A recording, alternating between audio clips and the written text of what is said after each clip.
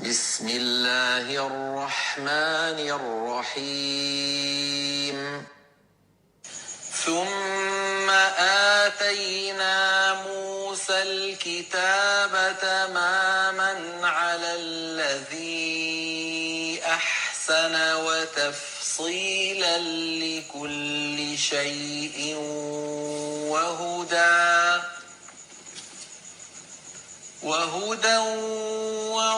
ورحمة لعلهم بلقاء ربهم يؤمنون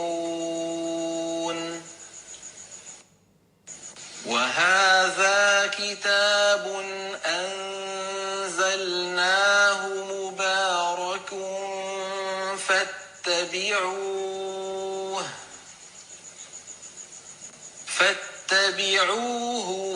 واتقوا لعلكم ترحمون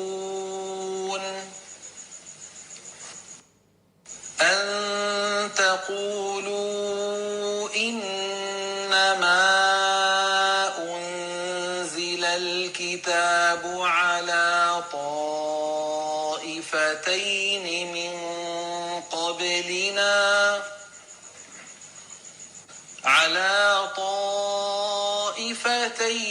من قبلنا وإن كنا عن دراستهم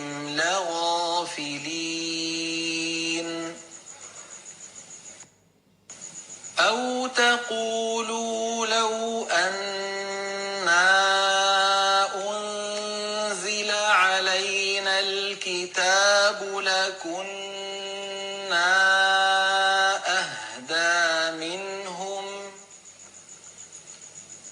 فقد جاءكم بينة من ربكم وهدى ورحمة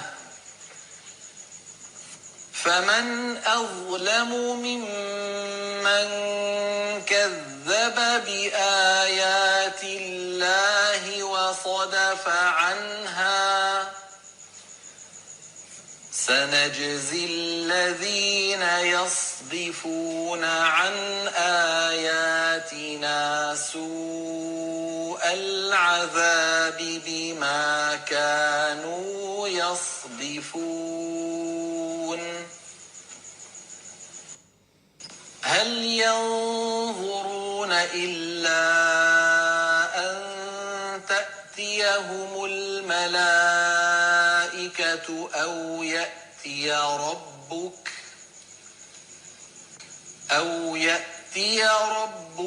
أو يأتي بعض آيات ربك يوم يأتي بعض آيات ربك لا ينفع نفسا إيمانها لم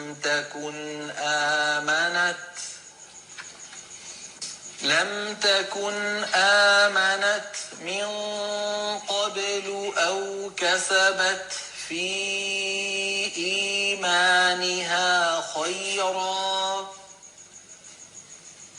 قل انتظروا إنا منتظرون رب اشرح لي صدري ويسر لي أمري واحلل عقدة من لساني يفقهوا قولي ربي زدني علما ربي زدني علما ربي زدني علما اللهم فقهنا في الدين اللهم إني أسألك علما نافعا وعملا متقبلا ورزقا طيبا اللهم انفعنا بما علمتنا وعلمنا ما ينفعنا وزدنا علما الحمد لله نحمده ونستعينه ونعوذ بالله من شرور أنفسنا ومن سيئات أعمالنا من يهده الله فلا مضل له ومن يضلل فلا هادي له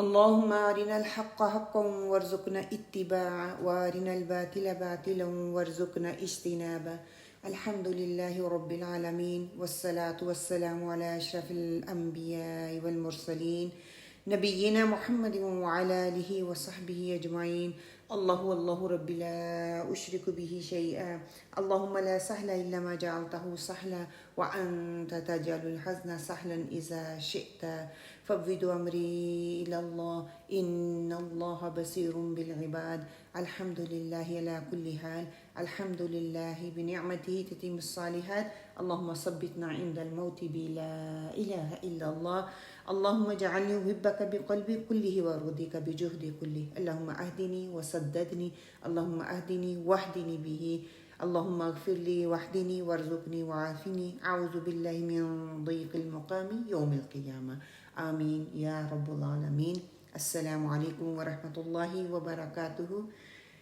انشاءاللہ تعالیٰ سورہ الانعام آیا نمبر 154 سے لے کے 158 تک کوشش کریں گے کہ ہم اس کو کور کر لیں انشاءاللہ اللہ سبحانہ وتعالیٰ ہمارے وقت میں برکت ڈال دیں اور ہمیں اس وقت سے بہترین لینے والوں میں بنا دے آمین اللہم آمین لاسٹ ویک جو تھا ہم نے پڑھا کہ مشرکین کے شرکیہ افعال اللہ سبحانہ وتعالیٰ نے اس کا رد کیا غیر اللہ کے لیے جو نظر و نیاز وہ کرتے تھے اس کا رد کیا پھر جن چیزوں کو وہ خود سے حلال اور خود سے ہی حرام کر لیتے تھے اس پر اللہ سبحانہ وتعالیٰ نے بتایا اور ساتھ ہی بتا دیا کہ یہ صراط مستقیم نہیں ہے صراط مستقیم وہ ہے جو اللہ سبحانہ وتعالیٰ نے تاکیدی حکم دے دیے تھے ملت ابراہیمی کو وہ سیدھا راستہ ہے جو اس راستے پہ چلے گا اللہ سبحانہ وتعالیٰ اس کے لیے جو ہے آسانیاں پیدا فرما دیں گے صرف آپ صلی اللہ علیہ وسلم کو یا آپ صلی اللہ علیہ وسلم کی امت کو ہی نہیں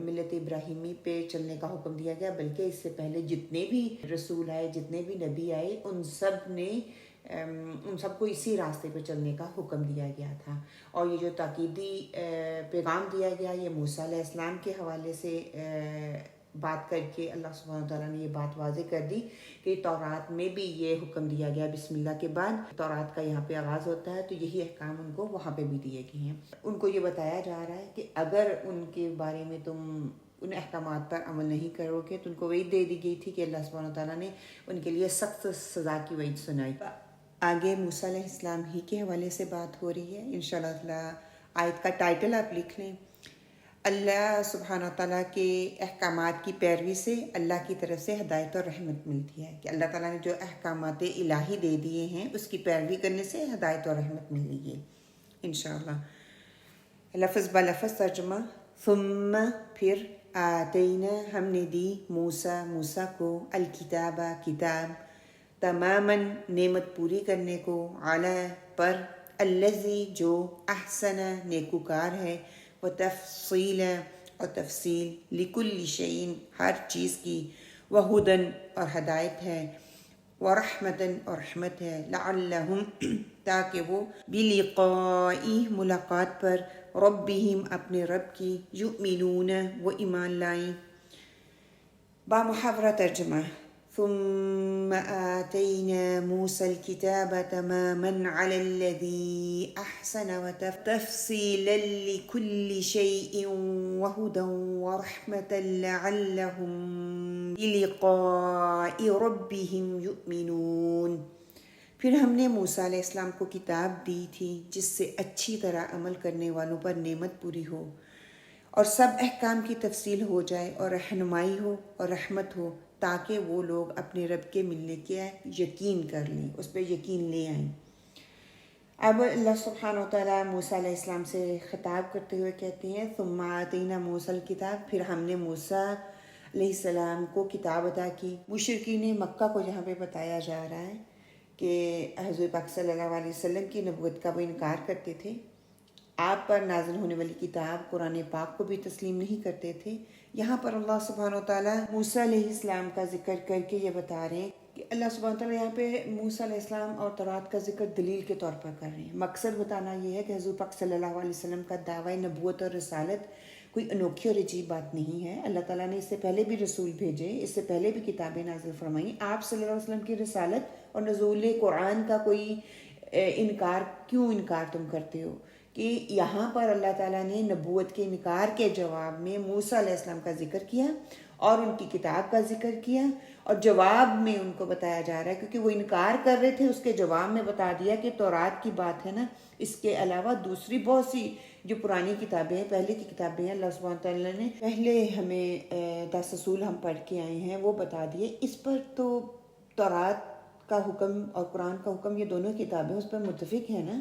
یہاں پر اللہ تعالیٰ نے آپ صلی اللہ علیہ وسلم کی رسالت کی دلیل کے طور پر موسیٰ علیہ السلام کا تذکرہ فرمایا ہے. آپ ہماری طرف سے کہہ دیں کہ ہم نے موسیٰ کو تورات عنایت کی تھی، تورات دی تھی. قرآن پاک اور تورات دونوں آسمانی کتابیں ہیں. قرآن کریم کی طرح تورات بھی اپنے زمانے کی عظیم کتاب ہے. اور ایک مقام پر اللہ سبحانہ تعالیٰ فرماتے ہیں فَأْتُوا بِكِتَابٍ مِّنْ عِنْدِ اللَّهِ هُوَ أَهْدَىٰ مِنْهَا، سورہ قصص میں، کہ اگر تمہیں ہماری یہ کتاب منظور نہیں ہے تو پھر کوئی اور کتاب لے آؤ جو ان دونوں یعنی کہ قرآن اور تورات سے زیادہ رہنمائی کر سکے. یاد رہے کہ موجودہ تورات اپنی اصلی حالت میں نہیں ہے، اس میں بہت سی تبدیلیاں آ چکی ہیں. اس وقت جو بائبل کے نام سے معصوم کتاب تھی، اس سے پہلے اس کے جو پہلے 5 باب ہیں وہ کہتے ہیں کہ وہ تورات ہی کا حصہ ہیں. اس کے بعد انہوں نے 39 یا 38 صحیفے اس میں شامل کر لیے ہیں، اور آخر میں 4 انجیلیں بھی اس میں شامل کر دی گئی ہیں. تو بہرحال یہاں پہ اللہ سبحانہ تعالیٰ کا بتانے کا مقصد کیا ہے کہ یہ دلیل کے طور پر تورات کا ذکر کر کے بتا رہے ہیں کہ قرآن کا کیوں انکار کر رہے ہو. اس سے پہلے تورات بھی دی تھی، وہ بھی موسیٰ علیہ السلام کو دی تھی، اور تم نے اس کا بھی انکار کیا. پھر 10 احکامات جو دیے تھے اس کے بارے میں بات کی. اب اللہ سبحانہ تعالیٰ آگے فرما رہے ہیں کہ موسیٰ علیہ السلام کو کتاب عطا فرمائی تماماً پورا کرنے کے لیے. کیا پورا کرنے کے لیے؟ نعمت کو پورا کر دے. جو نعمت اللہ تعالیٰ نے دی، کیا اللہ تعالیٰ نے کتاب دی. علی الذی احسن، اس شخص پر جس نے بہت اچھا کام کیا. کس شخص نے؟ مراد موسیٰ علیہ السلام ہے کہ جن کو تورات دی گئی، انہوں نے تورات کے احکامات کو لوگوں تک پہنچانے کے لیے بڑی محنت اور کوشش کی. یہاں پہ الذی سے مراد کہتے ہیں کہ ہر وہ شخص بھی ہو سکتا ہے جس نے تورات پر عمل کیا. ظاہر ہے کہ جس شخص نے تک تورات پہنچی ہوگی اسے کچھ نے تسلیم بھی کیا ہوگا، اس کے احکامات پر عمل بھی کیا ہوگا، اس پر اتمام نعمت بھی ہوگی. اللہ تعالیٰ نے اس پر اپنی نعمت پوری کر دی، اس نے ہدایت کو پا لیا. اتمام نعمت کے سلسلے میں آگے قرآن پاک کا بھی ذکر انشاءاللہ تعالیٰ آ رہا ہے. تو یہاں پر جو آ رہا ہے نا کہ اس نے اچھا کیا، کیا اچھا کیا؟ اس کتاب کی اتباع اچھی طرح سے کی. کتاب اسی کے لیے نعمت بن سکتی ہے، اسی کے لیے ہدایت کا باعث بن سکتی ہے، عزت کا باعث ہو سکتی ہے، اسی کے لیے یہ نعمت ہو سکتی ہے جو اس نعمت کو لیتا ہے، جو اس کی اتباع کرتا ہے. جس نے اس کی اتباع کی اور اس کے ہر احکام پر عمل کیا وہ ہدایت پا جائے گا. اس پر نعمت کا اہتمام کرنے والی یہ کتاب ہو جائے گی. تو اس کی طرف توجہ دلوائی جا رہی ہے. بتایا جا رہا ہے کہ یہاں پہ ایک تو تورات کا نزول اللہ سبحانہ وتعالیٰ کی طرف سے تمام نعمت ہے. دوسرا کیا ہے؟ وہ تفصیل لکل شیء، کہ اس میں ہر چیز اللہ تعالیٰ نے کھول کھول کر تفصیل کے ساتھ بیان فرما دیا ہے. تفصیل کا مطلب ہوتا ہے الگ کرنا، ڈیٹیل میں بتانا، کھول کھول کر بتا دینا. کہ ہر چیز سے مراد جہاں سے لی جا رہی ہے کہ دین کے معاملے میں جن چیزوں کے بارے میں انسان کو ہدایت کی ضرورت سی، تفصیلات کی ضرورت تھی، اللہ سبحانہ وتعالیٰ نے بتا دیا. کلی شیء، کہ ہر جزوی چیز مراد لے لیا گیا. یہاں پہ دین کے قواعد ہو جائیں گے، کلیات ہو جائیں گے، اصول اور ضوابط ہو جائیں گے، یہ سب کے سب اس میں شامل ہوں گے. کہ دین کے معاملے میں جن چیزوں کو انسانی عقل جو ہے نا یا انسانی حواس اس کا ادراک کرنے سے قاصر ہیں، جیسے ثواب ہے، جنت ہے، دوزخ ہے، جائز ہے، ناجائز ہے، یہ ساری چیزیں وحی الہی کے ذریعے اللہ سبحانہ تعالیٰ نے سمجھا دی. اور جب یہ ساری چیزیں وحی الہی کے حوالے سے کی جاتی ہیں تو اس میں غلطی کا کوئی شبہ نہیں پایا جاتا. مقصد یہ کہ کتاب الہی میں جن تفصیلات کا دعویٰ کیا گیا ہے، جو چیزیں بتا دی گئی ہیں، وہ چیزیں ایسی چیزیں ہیں جن کا ادراک وحی الہی کے بغیر ہو ہی نہیں سکتا. انسان اس تک ادراک کر ہی نہیں سکتا، پہنچ ہی نہیں سکتا. اور ساتھ ہی پھر بتا دیا وَهُدًى وَرَحْمَةً، تورات میں ہدایت بھی ہے، رحمت بھی موجود ہے. ہدایت سے مراد مطلب کہ رہنمائی ہے جس کا انسان سب سے زیادہ محتاج ہے. اس لیے ہمیشہ رب العزت سے دعا بھی ہمیں کرنی چاہیے، ہم کرتے بھی ہیں. سورۃ فاطمہ میں کیا پڑھتے ہیں؟ اہدنا الصراط المستقیم، کہ اللہ ہمیں سیدھی راستے کی طرف رہنمائی فرما. دنیا کی زندگی میں انسان کو ہر قدم پر رہنمائی کی ضرورت ہوتی ہے. اللہ تعالیٰ کی توحید، پختگی، نیک امور کو انجام دینا، برائی سے بچنا، آخرت کی فکر کرنا، حقوق اللہ و حقوق العباد کے سلسلے میں انسان ہمیشہ ہمیشہ کے لیے ہدایت کا محتاج ہے۔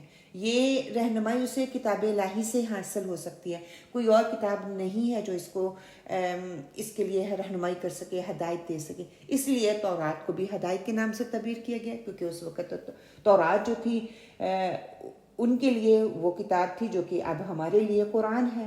تورات کو رحمت کا لقب دیا گیا اور تورات کو رحمت کا لقب بھی دیا گیا۔ یہ رحمت کس نتیجے میں ہوگی انسان کے لیے؟ جب انسان اللہ تعالیٰ کی طرف سے عطا کردہ ہدایت کو اختیار کرتا ہے اور اس کے بھیجے ہوئے احکامات کو اپنے سچے دل سے پورے اعتقاد کے ساتھ اس پر عمل کرتا ہے اور پھر دیے ہوئے احکامات پر عمل پیرا بھی ہوتا ہے، اور اس کے نتیجے میں اللہ سبحانہ وتعالیٰ جو ہے اس کو اپنی رحمت سے نواز دیتے ہیں۔ یہاں پہ تورات کے حوالے سے بات کی جا رہی ہے نا، تورات کی خوبیاں بتائی جا رہی ہیں کہ کیا کیا تورات کی خوبیاں بتائی جا رہی ہیں کہ وہ تمام کرنے والی ہے کس کو؟ نعمت کو۔ نور اور ہدایت کی کتاب ہے وہ۔ تورات اپنی ذات میں ایک مکمل کتاب ہے، مطلب کہ ہر چیز کو وہ کھول کھول کر بیان کر دینے والی کتاب ہے، وہ ہدایت کی کتاب ہے، وہ رحمت کی کتاب ہے۔ مقصد کیا ہے کہ ان کتابوں پر ایمان لائیں گے، جو ایمان لے کے آئیں گے اللہ سبحانہ تعالیٰ ان پر رحمت فرمائیں گے، ان کے لیے یہ کتاب ہدایت ہے، ان کے لیے یہ ایک مکمل کتاب ہے، ان کے لیے یہ ہر چیز کو کھول کھول کر واضح کر دینے والی کتاب ہے۔ جب اللہ کے سامنے حاضری کا ڈر انسان کے اندر آ جائے گا تو وہ ان تمام باتوں کو ماننے لگ جائے گا۔ اور ساتھ ہی فرما دیا ہدایت اور رحمت کا مقصد کیا ہے؟ لعلہم بلقاء ربہم یؤمنون، تاکہ یہ لوگ اپنے رب کی ملاقات پر یقین رکھیں۔ یہی یقین اللہ کے سامنے حاضری ہی تو انسان کو عمل پر آمادہ کرتی ہے۔ جب کتاب الہی کو پڑھیں گے ان کے لیے ہدایت کا وہ راستہ بن جائے گی، ان کے لیے راستے وہ واضح کر دے گی، انہیں اس پر یقین آئے گا۔ ایک دن انہیں اپنے رب کے سامنے پیش ہونا ہے اور دنیا کی زندگی کا حساب ان کو دینا ہے۔ جب کسی انسان کا عقیدہ یا آخرت پر مضبوط ہو جاتا ہے نا تو وہ برائیوں سے رک جاتا ہے، وہ نیکیوں کی طرف بھاگنے لگ جاتا ہے، نیکیاں اس کو مائل کرنے لگ جاتی ہیں۔ جب یہی عقیدہ کمزور پڑ جاتا ہے تو پھر اسے کیا ہوتا ہے کہ ہر قسم کی برائی میں انسان جانا شروع کر جاتا ہے، وہ اس سے برائیوں کو کرتے ہوئے ہچکچاہٹ محسوس نہیں کرتا، اس میں وہ شرم محسوس نہیں کرتا، وہ شتر بے مہار کی طرح کھلا نہیں پھرتا، وہ آخرت کی دائمی زندگی کو عذاب میں مبتلا کر لیتا ہے۔ مقصد کہ یہ برائی سے بچنے کے لیے آخرت پر ایمان لانا بہت ضروری ہے۔ اگر ہم آخرت پر ایمان نہیں لے کے آتے تو کیا ہے، یہ ہمیں برائیوں کی طرف راغب کر دیتی ہے۔ اللہ سبحانہ وتعالیٰ سورہ البقرہ میں فرماتے ہیں نا وَبِالْآخِرَةِ هُمْ يُوقِنُونَ، جو آخرت پر یقین رکھتے ہیں۔ وہ کیا کرنے والے ہیں؟ جو آخرت پر یقین رکھنے والے ہیں وہ دنیا میں رہتے ہوئے زندگی کو پھونک پھونک کر گزارتے ہیں، اللہ تعالیٰ کے احکامات کی پابندی کرتے ہوئے گزارتے ہیں۔ ہدی و رحمہ کن لوگوں کے لیے ہے؟ یہ صراط مستقیم کن لوگوں کے لیے ہے؟ جو پیچھے 10 کمانڈ بتا دی گئی ہیں نا، جو احکامات بتا دیے گئے کہ وہ صراط مستقیم سے دور نہیں ہے، وہ والدین سے بدسلوکی نہیں کرتے، بے حیائی نہیں کرتے، قتل عام نہیں کرتے، یتیم کا مال نہیں وہ کھاتے، ناپ تول میں کمی نہیں کرتے، نا انصافی نہیں کرتے، جانبدارانہ رویہ اختیار نہیں کرتے، بدعہدی نہیں کرتے۔ ان سب کے لیے یہ کتابیں جو ہیں یہ ہے ہدایت ہیں۔ ہدایت تبھی ملے گی نا جب ہم قرآن کو الحمدللہ سے لے کر ناس تک پڑھیں گے، ایک استاد کی شاگردگی میں پڑھیں گے، اس کی شاگردگی میں بیٹھ کر اس سے علم حاصل کرنے کی کوشش کریں گے۔ علم دیکھیں، علم آپ کو مل جائے گا انٹرنیٹ پہ۔ آپ آج کل دیکھیں کتنے ریسورسز ہیں جس سے آپ فائدہ لے سکتے ہیں۔ کبھی کسی کا سن لیا، کبھی کسی کا سن لیا، کبھی کسی کو مان لیا، کبھی کسی کو مان لیا۔ علم کی عروج پر آپ تبھی پہنچیں گے جب آپ کسی استاد کی شاگردگی میں بیٹھ کر یہ علم حاصل کریں گے۔ اگر آپ دوسروں سے سن کے آپ کے علم میں اضافہ ہو سکتا ہے، آپ کے عمل میں اضافہ نہیں ہو سکتا۔ انشاءاللہ تعالی ہم آگے دیکھ لیتے ہیں۔ روٹ ورڈ تماماً تامیم میم سے ہے، کسی چیز کا حد تک پہنچنا، مکمل ہونا، وہ مکمل چیز جسے خارجی شے کے اختیار کی ضرورت نہ رہے۔ مقدار یا مکمل ہونے کے لیے آتا ہے، معیار پوری کرنے کے لیے آتا ہے۔ احسن حاسنون سے ہے، خوش کن اور پسندیدہ چیز کے لیے آتا ہے۔ نفسانی خواہشات کی بنا پر پسندیدہ ہونا اس کے لیے آتا ہے، نگاہ میں بھلی نظر آنا نعمت کے لیے، فراغ دلی اور وسعت کے لیے، کامیابی کے لیے، ثواب کے لیے، بھلائی اور نیکی کے لیے آتا ہے۔ تفصیلاً فا صاد لام سے ہے، دو چیزوں کو الگ کر دینا، جسم کو جوڑ کے لیے بھی آتا ہے، دو چیزوں میں فاصلہ ہونا اس کے لیے آتا ہے، قوم کا کسی جگہ سے روانہ ہو جانا اس کے لیے آتا ہے، فیصلے کے دن کے لیے آتا ہے، کھول کر بیان کرنا یا واضح کرنے کے لیے آتا ہے، ماں کا بچے کو دودھ چھڑانا اس کے لیے بھی یہ لفظ استعمال ہوتا ہے۔ تفسیری نکات سے ہم نے سیکھا کیا ہے کہ اللہ تعالیٰ جب منصب نبوت کے لیے کسی کا انتخاب فرماتے ہیں تو ایسے ہی جلیل القدر انسانوں کا انتخاب بھی فرما لیتے ہیں جو ظاہر اور باطن میں اس کی عنایتوں کا حق پہچاننے والے اور اسے خوبی کے ساتھ ادا کرنے والے ہوتے ہیں، تاکہ دنیا میں لوگ ان کے ذریعے سے اللہ تعالیٰ کی ملاقات پر ایمان لے آئیں اور قیامت کے دن اللہ تعالیٰ کی رحمت اور عنایت کے مستحق ٹھہریں۔ حدیث بالتفسیر لے لیجئے انشاءاللہ تعالیٰ۔ سیدنا جریر کہتے ہیں ہم بدر والی رات کو رسول صلی اللہ علیہ وآلہ وسلم کے ساتھ تھے، آپ صلی اللہ علیہ وسلم نے فرمایا بے شک تم اپنے پروردگار کو ایسے ہی دیکھو گے جیسا کہ چاند کو دیکھتے ہو، اور اس کی رؤیت میں تم پر کوئی زیادتی نہیں کی جائے گی، بس اگر تمہیں طاقت ہو تو طلوع آفتاب اور غروب آفتاب سے پہلے والی نمازوں کے معاملے میں مغلوب نہ ہو جانا۔ پھر آپ صلی اللہ علیہ وآلہ وسلم نے یہ آیت تلاوت کی، پس سورج کے طلوع ہونے اور سورج کے غروب ہونے سے پہلے اپنے رب کی حمد کے ساتھ اس کی تسبیح بیان کر۔ شعبہ کہتے ہیں کہ میں یہ نہیں جانتا کہ آپ صلی اللہ علیہ وسلم نے فَأَنِ اسْتَطَعْتُمْ الفاظ ارشاد فرمائے تھے یا نہیں، اس کے بارے میں وہ شعور نہیں ہے۔ اوکے، تورات کی خصوصیات کیا بتائی جا رہی ہیں کہ وہ مفصل کتاب ہے، کتاب رحمت ہے اور کتاب ہدایت ہے۔ ہم نے سیکھا کیا ہے اس آیت سے، اللہ اپنے عمل میں حسن پیدا کرنے والوں کو چن لیتا ہے، ہمیں ہر کام کو احسن طریقے سے کرنے کی کوشش کرنی ہے، پوری لگن کے ساتھ محسن بن کر جینا ہے۔ اللہ سبحانہ و تعالیٰ محسنین کو بہترین جزا دیتے ہیں۔ اللہ نے شریعت میں ہر چیز بیان فرما دی، شرعی احکامات اللہ کی طرف سے ہدایت اور رحمت ہوتے ہیں۔ اگلی آیت نمبر 155، اس کا ٹائٹل لکھ لیں، یہ کتاب خیر و برکت والی ہے، پس اسی کی اتباع کرو۔ لفظ با لفظ ترجمہ، وَهَذَا اور یہ کتاب انزلناہ ہم نے نازل کی، مبارکن برکت والی، فاتبعوہ پس اس کی پیروی کرو، واتقوا اور پرہیزگاری اختیار کرو، لعلکم تاکہ تم ترحمون رحم کیا جائے تم پر۔ با محاورہ ترجمہ، وَهَذَا كِتَابٌ أَنزَلْنَاهُ مُبَارَكٌ فَاتَّبِعُوهُ وَاتَّقُوا لَعَلَّكُمْ تُرْحَمُونَ، اور یہ ایک کتاب ہے جس کو ہم نے بھیجا بڑی خیر و برکت والی، سو اس کا اتباع کرو اور ڈرو تاکہ تم پر رحمت ہو۔ اب اگلی آیت میں ہمیں یہ بتایا جا رہا ہے کہ وَهَذَا کتاب، اب تورات کے تعارف کے بعد، اس کی کوالٹیز اور خوبیاں گنوا دینے کے بعد، اللہ سبحانہ و تعالیٰ نے اپنی آخری کتاب قرآن حکیم اس کا تذکرہ کر رہے ہیں۔ وَهَذَا کِتَابٌ، اور یہ کتاب بھی یعنی کہ قرآن پاک بھی، کہ یہ قرآن پاک جس کی کل صورتیں 114 ہیں اور ہر صورت ایک صحیفہ ہے، انزلناہ اس کو بھی ہم نے ہی نازل کیا ہے۔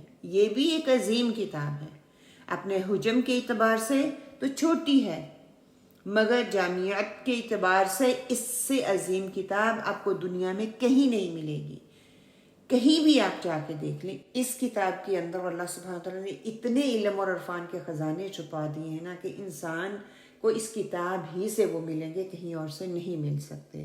اور ساتھ ہی اللہ سبحانہ وتعالیٰ نے فرما دیا کہ مبارکن، یہ ہر لحاظ سے بابرکت کتاب ہے، مقدس کتاب ہے۔ برکت کا معنی کیا میں نے بتایا تھا، ہم نے پیچھے بھی پڑھا تھا کہ مقدس زیادتی، ہر زیادتی کو برکت سے تعبیر نہیں کر سکتے، بلکہ برکت اس زیادتی کو کہتے ہیں جس میں اللہ سبحانہ تعالیٰ کی طرف سے خیر اور خوبی شامل ہو جائے۔ اور اس برکت کو نازل کرنے والا صرف اور صرف اللہ سبحانہ تعالیٰ ہی ہے، جس کا کوئی شریک نہیں ہے۔ بہرحال فرمایا کہ یہ قرآن ایک پاک اور بابرکت کتاب ہے۔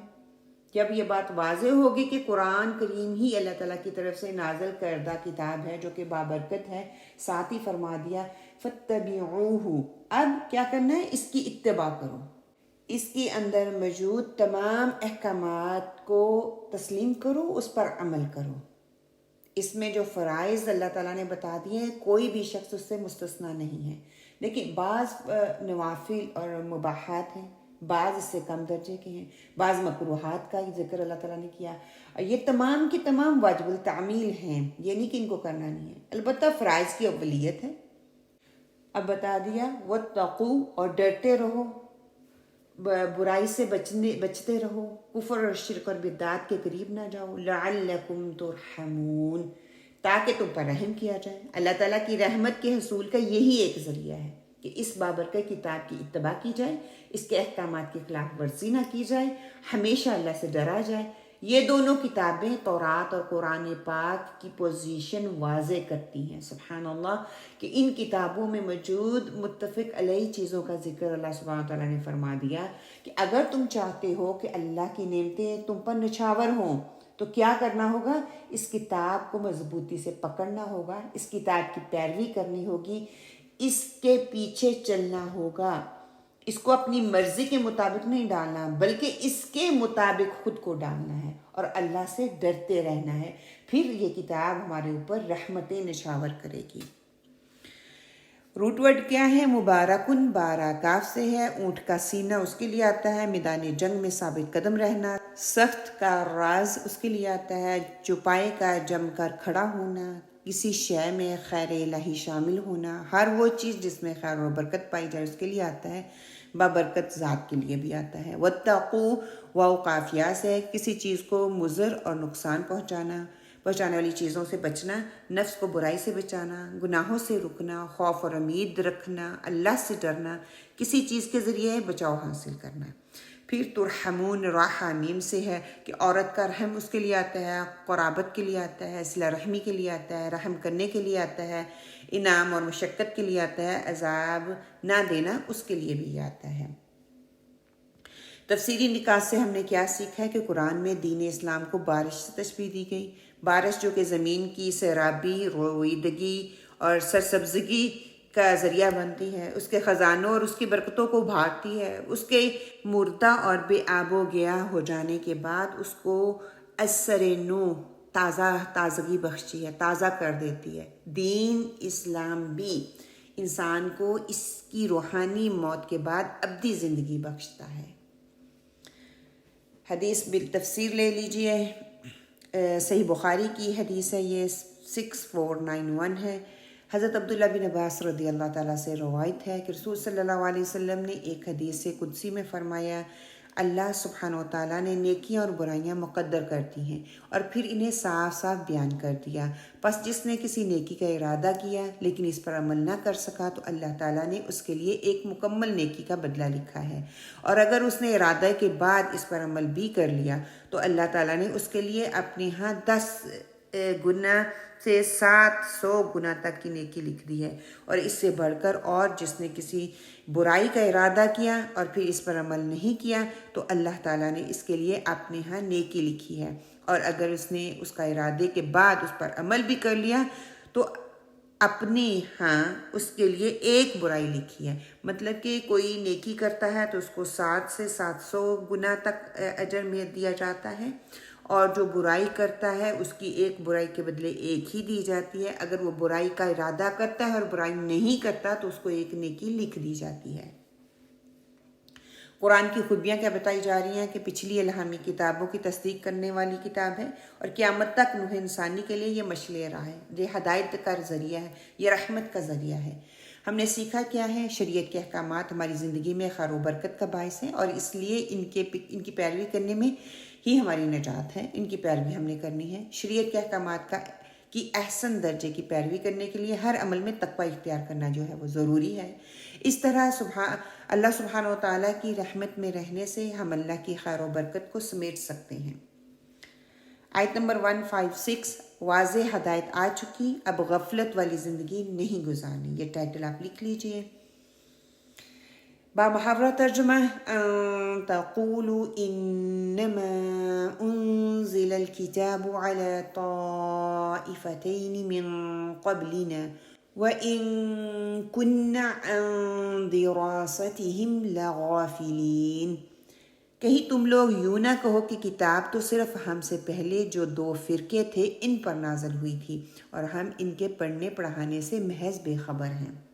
اب یہاں پہ اللہ سبحانہ و تعالیٰ بتا رہے ہیں کہ 2 وجوہات یہاں پہ بیان کی جا رہی ہیں قرآن حکیم کے نازل کرنے کی، کہ کیوں اللہ تعالیٰ نے قرآن پاک کو نازل کیا۔ پہلی وجہ جو بتائی جا رہی ہے ان تقولوا، کہ اے مشرکین عرب تم یہ نہ کہو انما انزل الکتاب علی طائفتین من قبلنا، کہ ہم سے پہلے 2 گروہوں پر کتاب اتاری گئی، اور یہ گروہ یہود اور نصارہ جن کے بارے میں یہ بات کر رہی ہیں، جن پر اللہ تعالیٰ نے تورات اور انجیل کو نازل کیا، یہ دونوں گروہ اہل کتاب کہلاتے ہیں اور مشرکین ان سے بخوبی واقف تھے۔ اچھا دیکھیں ان کی نفسیات کو اللہ تعالیٰ نے کیسے بیان کیا۔ انما کلمہ حصر ہے کہ یہ کتاب اس وجہ سے اتاری جا رہی ہے کہ تم یہ نہ کہہ سکو کہ ہم سے پہلے 2 گروہوں پر کتابیں نازل ہوئیں۔ وَإِنَّا كُنَّا عَن دِرَاسَتِهِمْ لَغَافِلِينَ، اور ہم ان کے پڑھنے پڑھانے سے بے خبر تھے، ہمیں تو کوئی کتاب دی نہیں گئی، ہم تو ان کتابوں کو پڑھ ہی نہیں سکے۔ کیوں؟ کیونکہ تورات عبرانی زبان میں تھی، انجیل سریانی زبان میں تھی، ہماری زبان تو عربی تھی، ان سے کوئی استفادہ حاصل نہیں ہم کر سکے۔ ہمیں اپنی کتاب چاہیے تھی، عربی زبان میں ہوتی تاکہ ہم اس سے فائدہ اٹھا سکتے۔ مطلب کہ ہمیں تو معلوم بھی نہیں تھا کہ کوئی کتاب بھی ہوتی ہے، اس کو پڑھا بھی جاتا ہے، اس کو پڑھایا بھی جاتا ہے۔ قرآن مجید کے آنے کا مقصد بتایا جا رہا ہے کہ پیروی کی جائے، اس کو پڑھا جائے، پڑھایا جائے، اس پہ عمل کیا جائے۔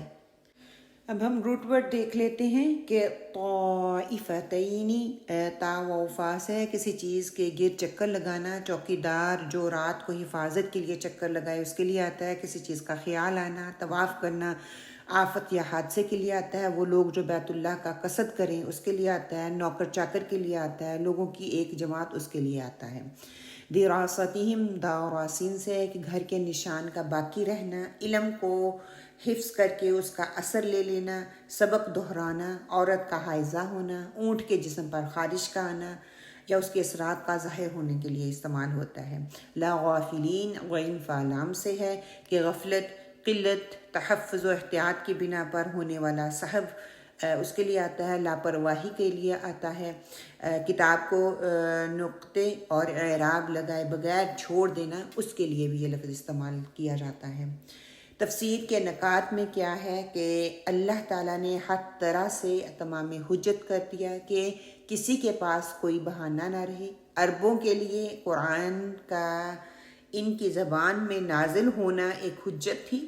آج قرآن کا ترجمہ ہماری تمام مادری زبانوں میں موجود ہے، کل قیامت کے دن ہم اسے نہ سمجھنے کا کوئی بہانہ نہیں کر سکتے۔ کوئی اردو بولنے والا ہے، عربی بولنے والا ہے، اسپینش بولنے والا ہے، کوئی بھی زبان جو ہے اس میں قرآن کا ترجمہ الحمدللہ ہو چکا ہوا ہے، تو کوئی بھی کسی کے لیے تمام حجت اللہ تعالیٰ نے کر دی ہے کہ کوئی حجت نہیں باقی رہی کہ وہ اس پہ حجت کرے۔ تمام حجت کیا تھا کہ نزول قرآن، اللہ تعالیٰ نے قرآن کا نزول کیا، وہ کتاب مبین زبان میں تھی کہ جو کہ وہ جانتے تھے، یہ تمام حجت تھی اللہ سبحانہ تعالیٰ کی طرف سے ان لوگوں پر۔ ہم نے سیکھا کیا ہے؟ ہمیں زندگی گزارنے کے لیے ہر طرح کی ہدایت دے دی گئی۔ ہمارا دین بہترین ضابطۂ حیات ہے۔ ہدایت کی آ جانے کے بعد بھی اگر ہم بے خبر بنے رہے تو پھر یہ ہمارا ہی قصور ہے۔ ہمیں دین کا علم حاصل کر کے اس ہدایت سے فائدہ اٹھاتے ہوئے اپنی آخرت کو سنوارنا ہے، اپنے ساتھ ساتھ دوسروں کو بھی سنوارنا ہے، دوسروں کے لیے ہدایت کا باعث بننا ہے، دوسروں کو دین کے ساتھ جوڑنے کی کوشش کرنی ہے۔ اس قرآن کو پڑھنا بھی ہے اور اس قرآن کو پڑھانا بھی ہے، اس قرآن سے خود بھی جڑنا ہے اور دوسروں کو بھی جوڑنا ہے۔ ہم نے خود بھی اس کی پیروی کرنی ہے، دوسروں کو بھی بتانا ہے۔ ہم نے خود بھی اس سے ہدایت لینی ہے اور دوسروں کو بھی بتانا ہے۔ آیت نمبر 157 کو اب لے لیجئے، اس کا ٹاپک لکھ لیں، خود بھی اللہ تعالیٰ کی کتاب پر ایمان لانا ہے اور دوسروں کو بھی رہنمائی کرنے والا بننا ہے۔ لفظ با لفظ ترجمہ لے لیں۔ او یا تقولو، تم کہو، لو اگر، ان ہم، انزلہ اتاری جاتی علینا ہم پر الکتاب کتاب لکن البتہ ہم ہوتے اہدا زیادہ ہدایت پر منہم ان سے فقد جاءکم پس آگئی تمہارے پاس بینۃ روشن دلیل من سے ربکم تمہارا رب وہدن اور ہدایت ورحمت اور رحمت فمن پس کون اظلم بڑا ظالم ممن اس سے جو کذب جٹلا دے بآیاتی آیتوں کو اللہ کی وصدف اور کترائے انہا اس سے سنجزی ہم جلد سزا دیں گے الذین ان لوگوں کو جو یصدفون کتراتے ہیں وہ ان سے آیاتنا ہماری آیات سے سوء بڑا العذاب عذاب بما اس کے بدلے کانو یصدفون وہ کتراتے تھے. محاورہ ترجمہ او تقولوا لو ان انزل علينا الكتاب لكنا اهدى منهم فقد جاءكم بينة من ربكم وهدى ورحمة فمن أظلم ممن كذب بآيات الله وصدف عنها سنجزي الذين يصدفون عن آياتنا سوء العذاب بما كانوا يصدفون. یوں نہ کہو کہ اگر ہم پر کوئی کتاب نازل ہوتی تو ہم ان سے بھی زیادہ راہ راست پر ہوتے. سو اب تمہارے پاس رب کے پاس سے ایک کتاب واضح اور رہنمائی کا ذریعہ اور رحمت آ چکی ہے. اب اس شخص سے زیادہ ظالم کون ہوگا جو ہماری ان آیتوں کو جھوٹا بتلائے اور اس سے روکے. ہم جلد ہی ان لوگوں کو جو ہماری آیتوں سے روکتے ہیں ان کے روکنے کے سبب سخت سزا دیں گے. اب آگے حکم جو دیا جا رہا ہے وہ دوسری وجہ بتا دی گئی. پہلی وجہ کیا تھی کہ یہ مشرکینوں کا جو ایک انہوں نے ڈھونگ پکڑا ہوا تھا کہ ہمارے پاس کتاب ہوتی تو ہم زیادہ عمل کرنے والے ہوتے. تو اللہ تعالیٰ نے ایک یہ عذر بتا دیا کہ اللہ تعالیٰ نے تمام حجت کر دی. اب دوسرا عذر بتایا جا رہا ہے کیوں قرآن وجہ اور نازل کرنے کی. او تقولوا لو ان انزل علینا الکتاب کل کو تم یہ نہ کہہ سکو کہ اگر ہم پر کتاب اتاری جاتی تو ہم کیا کرتے, ہم یہود و نصارہ کی طرح ہوتے. لَكُنَّا أَهْدَىٰ مِنْهُمْ تو ہم یہود و نصارہ سے زیادہ ہدایت یافتہ ہوتے. عرب کے لوگ اہل کتاب سے زیادہ ذہین بھی تھے. انہیں یقین بھی تھا کہ اگر ان کی طرف کوئی آسمانی کتاب آتی تو اہل کتاب کی نسبت وہ زیادہ ہدایت یافتہ ہوتے. اور دوسری بات یہ بھی تھے کہ عرب لکھنے پڑھنے سے عاجز لوگ لیکن بلا کے کہتے ذہین لوگ تھے. یہ پڑھ ہونے کے باوجود ان کی قوت حافظہ بہت تیز تھی. ان میں بڑے بڑے ادیب شعراء لوگ جن کو کلام پر عبور حاصل تھا ان کے اندر موجود تھے. اور یہ کہتے ہیں کہ ان کے پاس کتاب آتی تو یہ اس سے بہتر طریقے سے مستفید ہوتے. لیکن اس زمانے میں کہتے ہیں کہ یہود و نصارہ ہی پڑھے لکھے تھے لوگ تھے. ان کے مقابلے میں عرب لوگ تھے امی کہلائے جاتے تھے. دنیا میں جہالت کے اندھیروں میں یہ غرق تھی قوم. تہذیب نام کی ان کے پاس کوئی چیز نہیں تھی. ترکوں میں اور ہندوستان والوں کے پاس کہتے ہیں کہ کوئی اتنی تہذیب ایسی تھی نہیں. ان کو کپڑے پہننے کا طریقہ ڈھنگ رنگ نہیں پتہ تھا, کیسے کپڑے پہنے جاتے ہیں, مطلب کہ اس طرح کی چیزیں ان کے بارے میں بتائی جاتی ہیں. بہرحال قرآن مجید نازل کرنے کی دوسری وجہ جہاں پہ بتا دی گئی کہ عرب کے لوگوں کو جو ان کا اعتراض تھا ان کو دور کرنا مقصود ہے. اور ساتھ ہی بتا دیا گیا اس کا مقصد کیا ہے. قرآن منبع ہدایت اور روشنی ہے, رحمت ہے. مشرکین عرب تمہاری ان اعتراضات کی پیش بندی کے طور پر اللہ سبحانہ تعالیٰ کیا فرما رہے ہیں, فقد جاءکم بینات من ربکم تمہارے رب کی طرف سے تمہارے پاس اب کھلی دلیل آ چکی ہے, روشن اور واضح نشانی آ چکی ہے. کیا کتاب وہدی ورحمت تورات کی طرح یہ کتاب بھی ہدایت اور رحمت کا سچ چشمہ ہے. اس کتاب کو بھی اللہ تعالیٰ نے ہدی للعالمین فرمایا اور رحمت للعالمین کا لقب دیا. سبحان اللہ کہ اپنے مخاطبین کے لیے یہ منبع ہدایت ہے اور پھر اس پر عمل کرنے والوں کے لیے چشمہ رحمت ہے. سبحان اللہ کہ جو اس پر عمل کرے گا وہ اللہ کی رحمت کے مقام کو جنت میں داخل ہو جائے گا. اس پر ایمان رکھنے والوں پر اللہ کی رحمتیں نازل ہوں گی.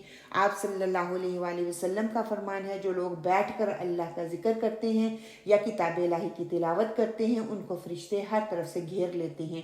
آسمان تک فرشتوں کا ہجوم ہوتا ہے اور اللہ تعالیٰ کی رحمتوں کا نزول ہوتا ہے. سبحان اللہ. تو آج ہم پر بھی اللہ تعالیٰ کی رحمتوں کا نزول ہو رہا ہے. ہمیں بھی فرشتوں نے ہماری اس محفل کو گھیرا ہوا ہے.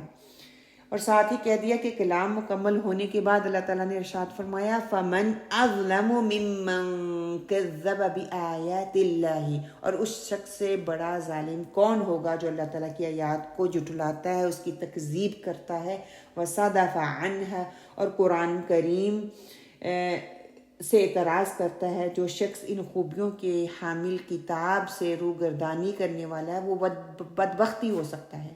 حقیقت واضح ہو جانے کے بعد لوگ اس سے اعراض کریں گے تو کیا ہوں گے؟ سَنَجْزِي الَّذِينَ يَصْدِفُونَ عَنْ آيَاتِنَا سُوءَ الْعَذَابِ، ہم انہیں سخت عذاب میں مبتلا کر دیں گے. وجہ کیا ہوگی؟ کہ اللہ تعالیٰ نے یہ کتاب نازل فرما کر منکرین کے ہر ممکنہ اعتراض کا دور کر دیا، اس کا جواب دے دیا. اب عذر کرنے کی کوئی گنجائش باقی ہی نہیں رہتی. اب جو لوگ اعتراض کریں گے، جو اعراض برتیں گے، وہ سخت سزا کے مستحق ٹھہرائے جائیں گے. بما کانوا یصدفون، اسی وجہ سے ہماری کتاب اور آیات سے روگردانی کرتے تھے وہ. انہوں نے واضح ہدایت آ جانے کے بعد اس کے باوجود اس کو تسلیم کرنے سے انکار کر دیا. اب ان کا بدلہ یہی ہے کہ وہ ہماری سخت ترین عذاب کا مزہ چکیں. دیکھیں یہاں پہ صادفہ کا لفظ استعمال کیا گیا نا، کہ خود بھی رکنا اور دوسروں کو بھی روکنا. سپی کو بھی ہم نے پیچھے پڑھا تھا نا کہ سپی کو بھی کہتے ہیں صادفہ. یہاں پر اب اللہ سبحانہ وتعالیٰ حجت تمام کر رہے ہیں. سورہ نام ان آخری صورتوں میں سے ہے جو کہ مکہ میں نازل ہوئی، اور اہل مکہ کو سمجھانے کے لیے تمام حجت کی جا رہی ہے کہ اس کام سے باز آ جاؤ ورنہ تم خود اس کا انجام بھگتو گے. اس وقت وہ لوگوں کو روک رہے تھے نا دین کو سیکھنے اور سکھانے، اس کتاب کو پڑھنے اور پڑھانے سے، اور اس کا مقصد اور پرپس بتا دیا کہ خود بھی وہ خود رکتے تھے اور دوسروں کو بھی روکتے تھے. اس سے خود بھی نہیں رکنا اور دوسروں کو بھی نہیں روکنا. سب سے بڑا ظالم کون بتایا جا رہا ہے؟ جو اللہ تعالیٰ کی کتاب کو نہ مانے، اللہ کے احکامات کا انکار کرے. خاص طور پر تاکیدی حکم یہاں پہ دیا جا رہا ہے کہ جن کا ذکر پیچھے کیا گیا، جو 10 احکامات دیے گئے تھے کہ خود بھی رکنا اور دوسروں کو بھی روکنا، نہ خود کرنے وہ اس پہ عمل احکامات پہ، اور نہ دوسروں کو کرنے کے لیے ترغیب دلانا، نہ دوسروں کی اصلاح کرنا. اب یہاں پہ روٹ ورڈ دیکھ لیتے ہیں آیت نمبر 157 کے، کہ الکتاب کا تابا سے ہے کہ کھال کے 2 ٹکڑوں کو ملا کر کرسی دینا، حروف کو تحریر کے ذریعے ملا دینا، قید تحریر لکھنا وہی اور فرض کرنا اس کے لیے آتا ہے. یصدفون صاد و وفا سے اعراض برتنا، پہاڑ کا کنارہ اس کے لیے آتا ہے، سیپ کے لیے آتا ہے، اونٹ کی ٹانگوں کی کجی اس کے لیے آتا ہے، منہ پھیرنا اس کے لیے بھی آتا ہے. اظلم ظالمین سے ہے کہ روشنی کا معدوم ہونا، جہالت شرک اور فسق و فجور کے لیے آتا ہے، اندھیرے کے لیے آتا ہے، کسی چیز کو اس کے مخصوص مقام پر نہ رکھنا اس کے لیے یہ الفاظ بولا جاتا ہے. تفسیری نکات سے ہم نے کیا سیکھا؟ کہ قرآن کریم آپ اپنی صداقت کی دلیل ہے، اور یہ بات بذات خود حجت اور برہان ہے. قرآن کتاب الہی ہونا کسی دلیل کا محتاج نہیں ہے. قرآن اپنی بات عقلی اور فطری اور مضبوط و مستحکم دلائل کے ساتھ پیش کرتا ہے، اور اس کے مخاطبین کے پاس اس کے مقابلے میں کوئی عذر پیش کرنے کے لیے کوئی باقی حجت رہ ہی نہیں جاتی. ظالم وہ ہے اللہ کی آیات سے منہ موڑنے والا ظالم ہے، قرآن سے ہدایت حاصل نہ کرنے والا ظالم ہے، قرآن کے احکامات کو جھٹلانے والا ظالم ہے. ہم نے سیکھا کیا ہے؟ کہ اللہ کی طرف سے واضح ہدایت کا آ جانا، اب اس ہدایت سے منہ موڑنا خود ظلم کرنے کے مترادف ہے.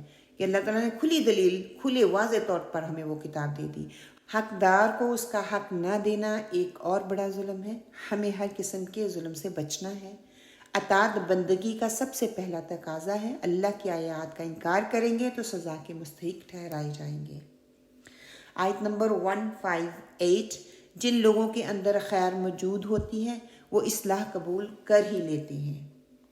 لفظ با لفظ ترجمہ، حل کیا ینظرون، وہ انتظار کر رہے ہیں، الا مگر، ان یہ کہ تأتیہم ان کے پاس آئیں، الملائکۃ فرشتے، او یأتیا یا آئیں، ربک تمہارا رب، او یأتیا یا آئے، بعد کچھ، آیاتی نشانیاں، ربک تمہارے رب کی، یوم جس دن، یأتی آئی، بعد کوئی، آیاتی نشانی، ربک تمہارے رب کی، لا ينفع نہ کام آئے گا نفسن کسی کو ایمانہا اس کا ایمان لم تکن نہ تھا آمنت ایمان لایا من قبل اس سے پہلے او یا کسبت کمائی کی اس نے فی ایمانہا اپنے ایمان میں خیرن کوئی بھلائی قولی فرما دیں انتظروا انتظار کرو تم انا ہم منتظرون منتظر ہیں۔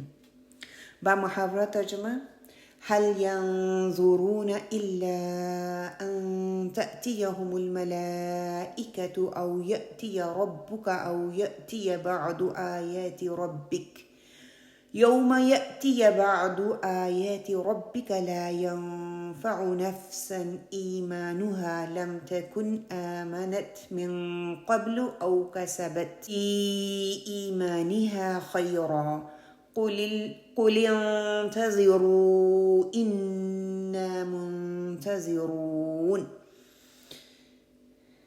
کیا یہ لوگ صرف اس امر کے منتظر ہیں کہ ان کے پاس فرشتے آئیں یا ان کے پاس آپ کا رب آئے یا آپ کے رب کی کوئی بڑی نشانی آئے؟ جس روز آپ کے رب کی کوئی بڑی نشانی آپ پہنچے گی کسی ایسے شخص کا ایمان اس کے کام نہیں آئے گا جو پہلے سے ایمان نہیں رکھتا یا اس نے اپنے ایمان میں کوئی نیک عمل نہ کیا ہو۔ آپ فرما دیجئے کہ تم منتظر رہو ہم بھی منتظر ہیں۔ اب اس آیت میں اللہ تعالیٰ نے پہلے بتا دیا کہ اللہ سبحانہ تعالیٰ نے تمام ذرائع کے بعد اللہ تعالیٰ نے رسول بھی بھیج دیے، آخری کتاب بھی بھیج دی، شریعت بھی بھیج دی، انسان کی ہدایت کا مکمل پیکج بھی بھیج دیا۔ اب بھی ایمان نہیں لاتے تو پھر باقی کون سی چیز ایسی ہے جس کا یہ انتظار کر رہے ہیں؟ وہ آئے گی تو وہ ایمان لے کے آئیں گے۔ اب اسی کے بارے میں ارشاد بتایا جا رہا ہے هل ينظرون الا ان تأتيهم الملائکۃ، یہ لوگ نہیں انتظار کرتے مگر اس بات کا کہ ان کے پاس فرشتے آئیں۔ ان لوگوں کو علم ہونا چاہیے کہ اللہ تعالیٰ کے فرشتے دو مقاصد کے لیے ہی آتے ہیں۔ پہلا مقصد کیا ہے؟ جب کوئی انسان اس دنیا کی زندگی کو پورا کر چکا ہوتا ہے، یعنی کہ اس کی جان کنی کا وقت ہوتا ہے، وہ جان لینے کے لیے فرشتے آتے ہیں۔ مطلب کہ روح انسان کی روح کو قبض کرنے کے لیے اللہ تعالیٰ فرشتے کو بھیجتا ہے۔ تو یہ لوگ جو چاہ رہے ہیں مشرکین مکہ کی موت کا منظر جو ہے اس کا انتظار کر رہے ہیں، اس کے منتظر ہیں یہ۔ اور فرشتوں کے نزول کا دوسرا مقصد کیا بتایا جا رہا ہے کہ وہ آسمان سے آتے ہیں تو عذاب لے کر ہی آتے ہیں، اور پہلی بستیوں کی نشانیاں ان کو بتا دی گئی تھی کہ ان کی نافرمانی کی وجہ سے فرشتے جو ہیں ان پر عذاب لے کے آتے ہیں۔ ٹھیک ہے، اب اللہ تعالیٰ فرما رہے ہیں کہ ان کا مقصد کیا ہے فرشتوں کو بھیجنے کا یا فرشتوں کے آنے کا۔ یہ مطلب ہے کہ او یأتی ربک، تیرا رب یا تیرا پروردگار خود آ جائے تب یہ ایمان لائیں گے۔ اللہ تعالیٰ تو انسانی جسم پر قیاس اللہ تعالیٰ کو کیا ہی نہیں جا سکتا۔ انسان ایک خاص شکل و صورت اور اعضاء رکھتا ہے اور ایک مقام سے حرکت کر کے دوسری جگہ آتا جاتا ہے۔ یہ بے وقوف اللہ تعالیٰ سے ایسی صفات تلاش کرتے ہیں اور چاہتے ہیں کہ اللہ سبحانہ وتعالیٰ خود چل کر ان کے پاس آئے۔ اللہ تعالیٰ تو اس طرح حرکت نہیں کرتا، اس کا ظہور تو بذریعہ تجلی ہوتا ہے، وہ اپنی جگہ پر قائم رہتا ہے، وہ بغیر کسی تغیر و تبدیلی کے وہ طاری نہیں ہوتا۔ البتہ ایک وقت آئے گا جب وہ اپنی تجلی کروائے گا۔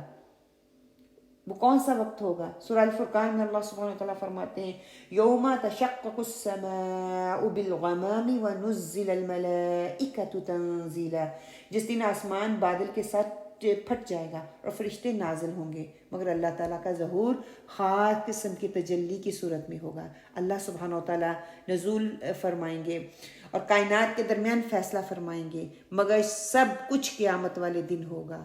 تو کیا یہ اس کا انتظار کر رہے ہیں کہ قیامت آئے، ان کے اوپر سزا مسلط کر دی جائے؟ پھر فرمایا ان لوگوں کو ایک اور چیز کا انتظار بھی ہو سکتا ہے، وہ کیا؟ او یأتی بعض آیات ربک، یا یہ تمہارے رب کی نشانیوں کا انتظار میں ہے کہ جب وہ آئیں گی تو پھر ہم ایمان لائیں گے۔ اگر نشانیوں سے مراد معجزات ہیں تو وہ بہت سے ظاہر ہو چکے ہیں جنہیں دیکھ کر ان کے ایمان ان کو نصیب ہی نہیں ہوا، یہ ایمان لے کے نہیں آئے۔ اگر آیات سے مراد اللہ تعالیٰ کی وحدانیت اور قدرت کے دلائل ہیں تو پھر بھی جگہ جگہ وہ پھیلے پڑے ہیں، لے آئیں ایمان۔ یہ تب بھی ایمان لے کے آ رہے ہیں۔ سورہ البقرہ میں اللہ سبحانہ وتعالیٰ فرماتے ہیں ان فی خلق السماوات والارض کہ زمین اور آسمان کی تخلیق، دن رات کے اختلاف، سمندر کے چلنے والی کشتیاں، آسمان سے نازل ہونے والا پانی، ہواؤں کو اڑا کر لے کے جانے والے بادل ادھر سے ادھر، اور زمین اور آسمان کے درمیان بادلوں کو تسخیر کرنے والی کون ہے؟ صاحب عقل لوگ جو ہیں ان نشانیوں سے فائدہ اٹھا لیتے ہیں، وہ اللہ پر ایمان لے آتے ہیں۔ یہ لوگ انہیں دیکھ کر بھی ایمان نہیں لاتے۔ اب باقی کیا رہ گیا؟ قیامت ہی رہ گئی ہے، قیامت کی نشانیاں باقی رہ گئی ہیں۔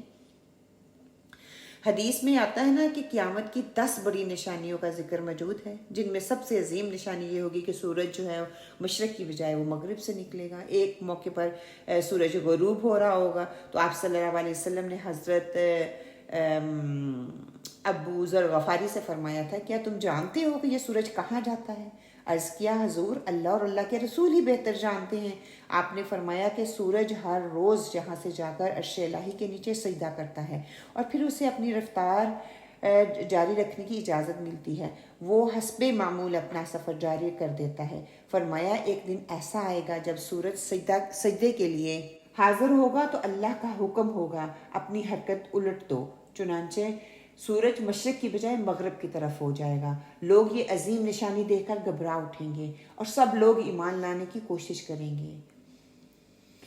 سارے کے سارے لوگ ایمان لے آئیں گے مگر اس دن کسی کا ایمان قبول نہیں کیا جائے گا۔ کیوں؟ کیونکہ نشانی ظاہر ہو گئی، اور جب نشانی ظاہر ہو جاتی ہے تو ایمان قبول نہیں کیا جائے گا۔ بخاری شریف میں ایک اور حدیث ہے کہ سورج کا مغرب سے طلوع اور دابۃ الارض کا ظہور قیامت کی 10 نشانیوں میں سے ہے۔ اس کے علاوہ مسیح علیہ السلام کا نزول اور دجال کا خروج بھی انہی نشانیوں میں سے ہے۔ پھر 3 قسم کے بڑے بڑے خسف واقع ہوں گے، یعنی کہ لوگ زمین میں دسا دیے جائیں گے۔ ان میں سے ایک واقعہ مشرق میں، ایک مغرب میں اور ایک جزیرۃ العرب میں ہوگا۔ ایک نشانی یہ بھی بتائی جاتی ہے کہ عدن کے کنارے سے لمبی چوڑی آگ نکلے گی جو لوگوں کو ہانک کر شام کی طرف لے جائے گی، اور یہ آگ جو ہوگی دوپہر کے وقت رک جائے گی اور لوگ آرام کریں گے، اور اس کے بعد آگ پھر چل پڑے گی اور لوگ اس کے آگے آگے بھاگ رہے ہوں گے اور یہ آگ ان کے پیچھے پیچھے ہوگی۔ ایک اور روایت میں آتا ہے کہ سورج کا مغرب سے طلوع اور دجال کا خروج ایک دن کے بعد دیگر واقع ہوں گے۔ ایک اور روایت میں آتا ہے کہ مغرب کی جانب توبہ کا ایک دروازہ ہے، یہ دروازہ انسان کے لیے ہر وقت کھلا ہوا ہے، تو وہ توبہ کرے اور اپنے گناہوں کو معافی مانگ لے۔ لیکن ایک دن ایسا بھی آئے گا جب یہ دروازہ بند ہو جائے گا، ابھی تو کھلا ہوا ہے نا، پھر وہ بند ہو جائے گا اور اس کے بعد کسی کی کوئی توبہ قبول نہیں کی جائے گی۔ اس وقت پوری کائنات بحیثیت مجموعی جان کنی کی حالت میں ہوگی۔ آپ صلی اللہ علیہ وسلم کا فرمان ہے توبۃ العبد ما لم یغرغر، کہ انسان کی توبہ اس وقت تک قبول ہوتی ہے جب تک کہ غرغرہ نہ طاری ہو جائے۔ جب جان سینے سے نکلنے لگتی ہے اور فرشتے نظر آ جاتے ہیں، غیب کا پردہ اٹھ جاتا ہے، تو کسی فرد کی توبہ اس وقت قبول نہیں کی جاتی۔ اسی طرح جب پوری کائنات پر بوجہ قیامت ایسی حالت طاری ہو جائے گی تو اس وقت بھی کسی کی توبہ قبول نہیں کی جائے گی۔ یوم یأتی بعد آیات ربک، جس دن آئیں گی تیرے رب کی بعض نشانیاں، مطلب کہ قیامت کی نشانیاں ظاہر ہو جائیں گی۔ لا ينفع نفسا ایمانها، اس وقت کسی نفس کا ایمان مفید نہیں ہوگا، کیونکہ یہ اضطراری حالت کا ایمان ہوگا، جبکہ یہ ایمان قبول نہ کیا جائے گا۔ ایمان قبول کرنا اپنی ارادے اور مشیت سے ہوگا، خود اختیار کیا جائے تو وہ ایمان جو ہے وہ قبول کیا جائے گا، جو ارادے اور مشیت کے ساتھ نہ کیا جائے وہ ایمان قبول نہیں کیا جائے گا۔ لم تکن آمنت من قبل، جو نشانیاں ظاہر ہونے سے پہلے اختیار نہ کیا گیا ہو، جب نشانیاں ظاہر ہو جائیں گی تو پھر ایمان لانے کا وقت گزر چکا ہوگا۔ سورہ یونس میں اللہ سبحانہ تعالیٰ فرماتے ہیں کہ الآن وقد عصیت قبل وکنت من المفسدین، اب تیرا ایمان قبول نہیں، کیوں؟ کیونکہ اس نے پہلے نافرمان اور مفسد تھا۔ غز قیامت کی نشانیوں کے ظہور کے بعد نہ تو ایمان قبول ہوگا او کسبت فی ایمانہا خیرا، نہ ہی کوئی نیکی قبول کی جائے گی۔ اگر اس نے اس دن سے پہلے کوئی نیکی کمائی ہے تو وہ قبول کر لی جائے گی۔ جو شخص دنیا میں ایمان لانے کے باوجود کوئی نیکی کا کام نہیں کر سکا، نشانیاں جو قیامت کی ظاہر ہونے پر اس سے کوئی نیکی تب قبول نہیں کی جائے گی کہ وہ دیکھ کے کہے کہ میں نیکیاں کرنا شروع کر دوں، تو اس کی نیکی قبول نہیں کی جائے گی۔ پھر فرمایا جا رہا ہے کہ آپ صلی اللہ علیہ وسلم سے کہا جا رہا ہے قل، اے نبی صلی اللہ علیہ وسلم آپ کہہ دیجئے انتظروا انا منتظرون، انتظار کرو اور دیکھو کیا نتیجہ ظاہر ہوتا ہے، اور ہم بھی انتظار کرنے والے ہیں۔ جلد ہی پتہ چل جائے گا کہ کس کا موقف درست ہے، کون صحیح راستے پہ ہے۔ یہود و نصارہ بھی انتظار کریں، مسیح علیہ السلام کے آنے والے ہیں، مگر جب وہ آ جائیں گے تو انہوں نے انکار کر دیا اور تسلیم کرنے کے بجائے اس کو دجال کا لقب دے دیا۔ پھر دین میں خرابیاں انہوں نے پیدا کی، آسمانی کتابوں میں تحریف انہوں نے پیدا کی، پورے کے پورے دین کو انہوں نے بگاڑ کے رکھ دیا۔ اور پھر جب نبی کریم صلی اللہ علیہ وسلم کا زمانہ آیا تو اہل کتاب آپ کے انتظار میں تھے، ان کتابوں کی بشارت ان کی کتابوں میں بتائی جا چکی تھی، اللہ کے آخری نبی کے آنے والے ہیں اس کے بارے میں نشاندہیاں دے دی جا چکی تھی۔ عیسیٰ علیہ السلام نے نام لے کر بتا بھی دیا تھا وَمُبَشِّرًا بِرَسُولٍ يَأْتِ مِن بَعْدِ اسْمُهُ أَحْمَدُ، یعنی کہ میرے بعد ایک عظیم الشان رسول آنے والا ہے جس کا نام گرامی اور اسم گرامی احمد ہوگا۔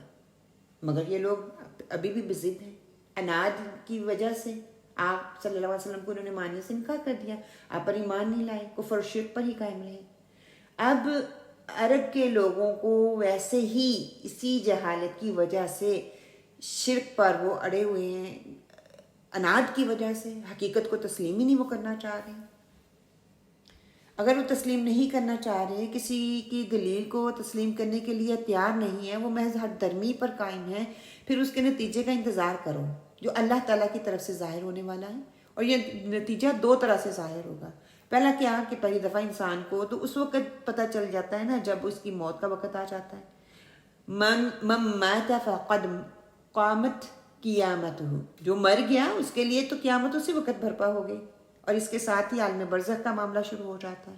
پھر مجموعی طور پر قیامت کا دن جب آئے گا جس کا نتیجہ سب کے سامنے آ جائے گا، ہر شخص اپنی ایمان اور اعمال کا محاسبہ کر لے گا، حساب کر لے گا، وہ دیکھ لے گا، اس کا وقت انتظار کرو، کرنا چاہتے ہو تو پھر ہم بھی انتظار کر رہے ہیں، تم بھی کرو۔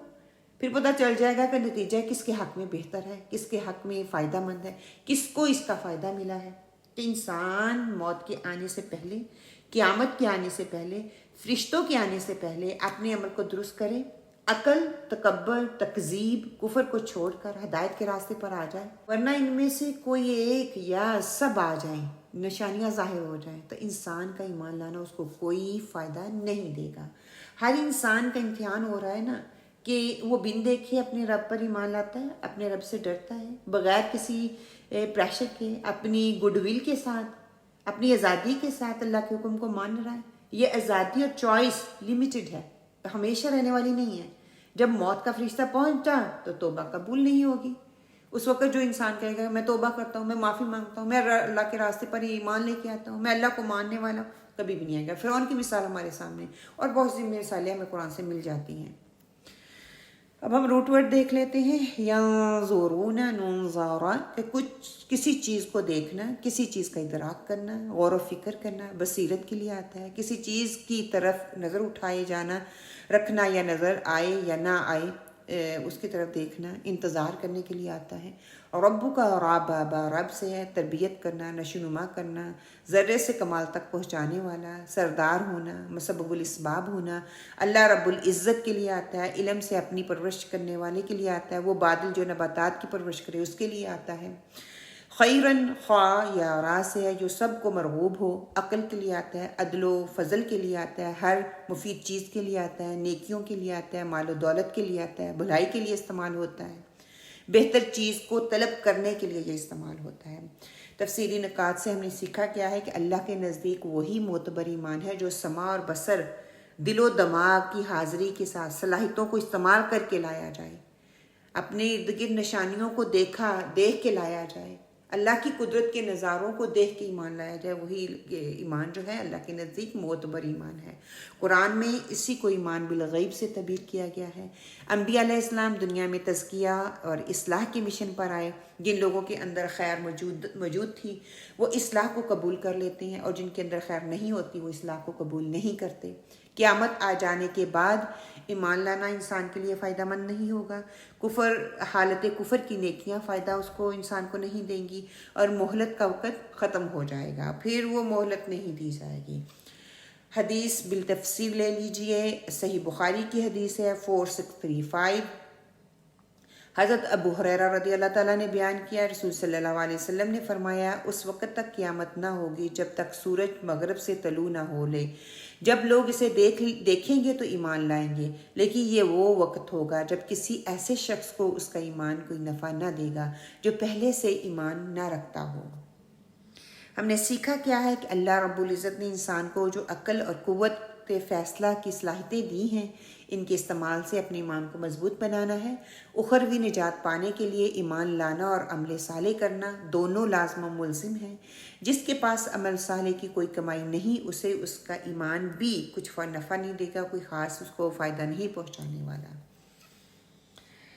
اللہ سبحانہ و تعالیٰ سے دعا کرتے ہیں، اللہ سبحانہ و تعالیٰ ہماری چھوٹی سی کوشش کو قبول فرمائے۔ کوئی کمی اور کوتاہی رہ گئی ہے تو وہ میری طرف سے ہے، حق اور سچ اللہ سبحانہ و تعالیٰ کی طرف سے ہے۔ اللہ سبحانہ و تعالیٰ ہمیں وقت کے آنے سے پہلے، موت کی نشانیاں، قیامت کی نشانیاں آنے سے پہلے اللہ پر پختگی کے ساتھ ایمان لانے کی توفیق عطا فرمائے۔ اللہ سبحانہ و تعالیٰ ہمارے عملوں کو بدل دے، اللہ سبحانہ و تعالیٰ ہماری آخرت کو سنوار دے، ہماری دنیا کو سنوار دے، ہمارے بچوں کی آخرت اور دنیا کو سنوار دے۔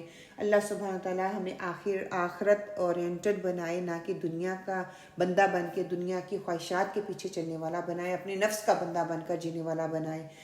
ربنا تقبل منا انك انت السميع العليم وتب علينا انك انت التواب الرحيم وقولوا قولي هذا واستغفر الله لي ولكم آمين اللهم آمين۔